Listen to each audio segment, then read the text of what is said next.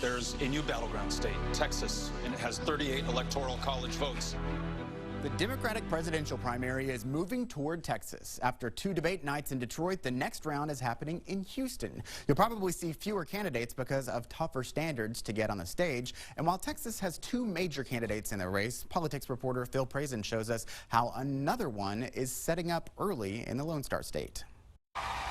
California Senator Kamala Harris already qualified for the Houston debate. Since Texas is the second largest primary state after Harris's home state of California, the campaign tapped Austin-based senior advisor Emmy Ruiz. Texas is really important to us. We're very committed to building this infrastructure, and we actually started organizing. In the coming weeks, she'll promote Camp Kamala's online recruiting and training tools, hoping to build a large network of supporters.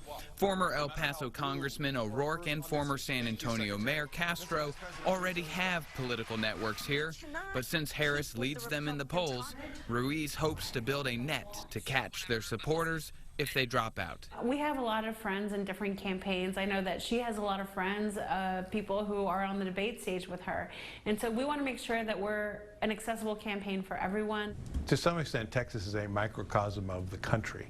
Longtime Republican political advisor Ray Sullivan says the Texas primary will weed out the wannabes from the serious campaigns.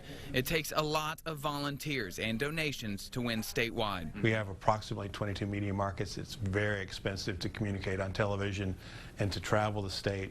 You really need a well-honed campaign and a well-funded campaign to compete. The next debates are September 12th and 13th. The Texas primary is next March on Super Tuesday. Phil Prazen for State of Texas. A new poll has some encouraging signs for Democrats who hope to face Donald Trump in Texas. The poll from the University of Texas at Tyler showed Beto O'Rourke 11 points ahead of Trump in a hypothetical head-to-head matchup. But he's not the only Democrat polling ahead of the president. Elizabeth Warren, Bernie Sanders, and Kamala Harris also led Trump by 1 to 2 points in the UT Tyler poll. We want to get some insight on the debates, the campaigns, and the political outlook here in Texas. We're joined by Jason Johnson, a Republican strategist who's worked with Ted Cruz and Greg Abbott, and Manny Garcia, the executive director of Texas Democrats. Welcome. Thanks for having us. What's your perspective on the debate? Look, I think it's really exciting that we're having a conversation about how to best get health care to everybody, how to best tackle immigration reform at this very important time when families are being separated on Texas soil. It's a good conversation for the Democratic Party to be had. We're also very excited that a debate is coming to Texas, which makes Texas the biggest battleground state in the country. Yet another indicator about how the National Party and other entities are looking at Texas and what's going to happen in Texas. Yeah, I want to get to the Texas debate in just a bit, but I wondered, did any issue particularly stand out to you? I think from a Republican perspective, if you look at the second round of debates, you saw a more intense version, frankly, than you saw in debate number 1, which you would expect. But I think night 1 and night 2, what you've seen, and I love this as a Republican, but frankly, I agree with Manny, it's great for Democrats. Unlike Republican Party, sometimes in our debates, the issues are being fleshed out. And a very bold contrast will be presented for the voters come November. And there's no doubt, I think everyone now understands, and most are happy that are Democrats, the center of the Democratic Party has definitely moved to the left. And that was on full display.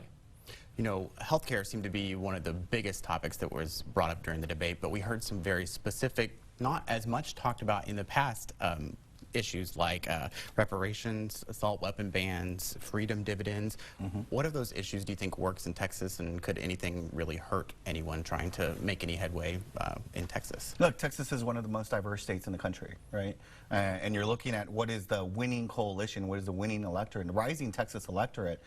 As this state continues to change, it's important and incumbent on those candidates to be able to talk to those issues that really keep people up at night and that are worried about it, right? And so, are you going to have real strong criminal justice reforms? Are you going to make sure that you're responsive to ending gun violence? Are you going to be able to talk about what it means to be a majority minority state in a country that's increasingly diverse?